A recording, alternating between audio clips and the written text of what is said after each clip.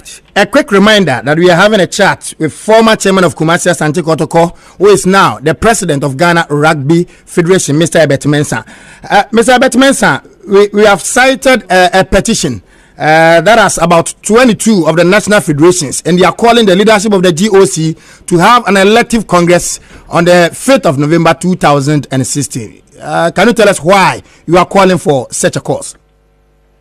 Well, I think the petition is self-evident, and I think that it comes from a level of mistrust. I have been quite quiet on matters in the past, although I support this petition in its entirety, and a lot of it can be put down to what I've just said prior to this right now. I think that if there is that level, if there are 22, because I generally don't go and read what is going on social media, but as I came onto this, I saw something that was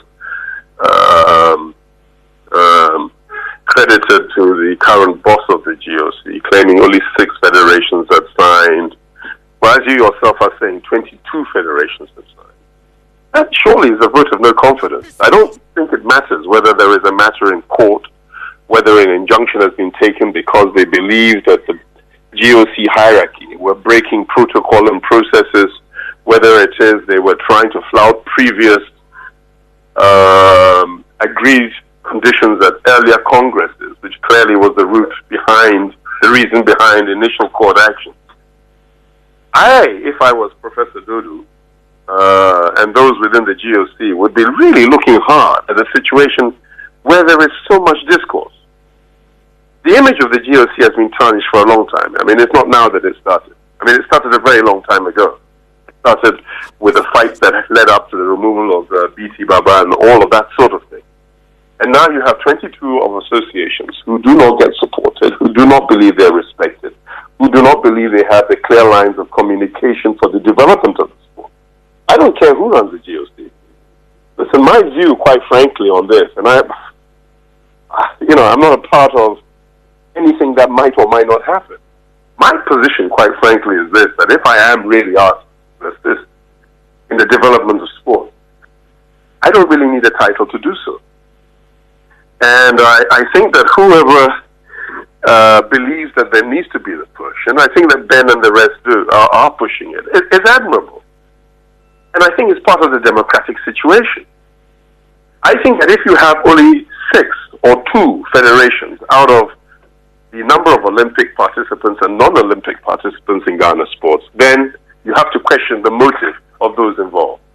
If you have 22, then that is a vote of no confidence. And I would hope at some point in time, as we see in the fracas between Kwesi Nyantakyi and the Minister of Youth and Sports, the maturity will hold and that people will come together and say, look, what's going on here? We are the elected officials. You guys don't want us. What is the solution? Find a solution. If that is an early Congress, so if you withdraw the core action in order to get it, do it.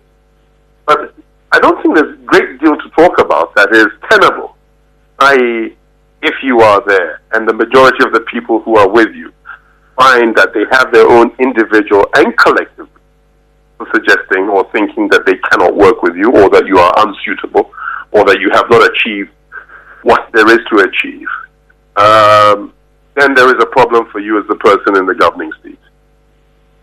Mr. Mensah, with the petition, have you sent a copy? I'm talking of the NFs. Have you sent a copy to the NSA and the Ministry of Youth and Sports? I'm afraid you would have to ask Ben and the rest. I have signed it. I don't know who has received it, beyond obviously the GOC, but I'm sure that all parties involved in sports, as you are aware of it and have a copy, must also have a copy of same. And I would hope that all of those involved in the development of sports would also equally be very concerned that clearly there is a feeling that there is a lack of support, as we all know. We all know that. And I know the current minister is taking on the FA for a variety of reasons, which may be right, may be wrong, maybe being done rightly, maybe being done wrongly. But sorry. I was about finding out from you, procedurally, is it a duty of the leadership of the GOC to call for a Congress or that of the NFs can do so? Well, I think with any organization, as is part of the democratic process, there are dates and times upon which congresses are to be held.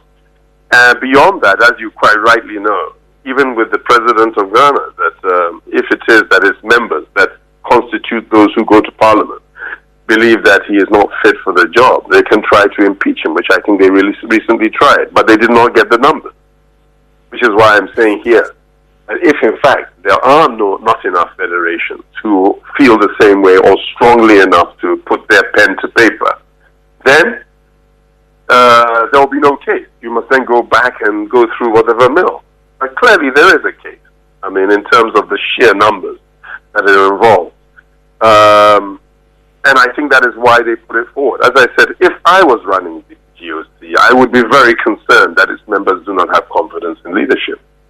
And it's for them to resolve it, whether it's to resign, whether it's to call an early Congress, whether it's to show humility, which is the one thing they have not had, and to actually come forward and say, look, guys, we've been elected. Clearly you don't like us. How can we change it? You know.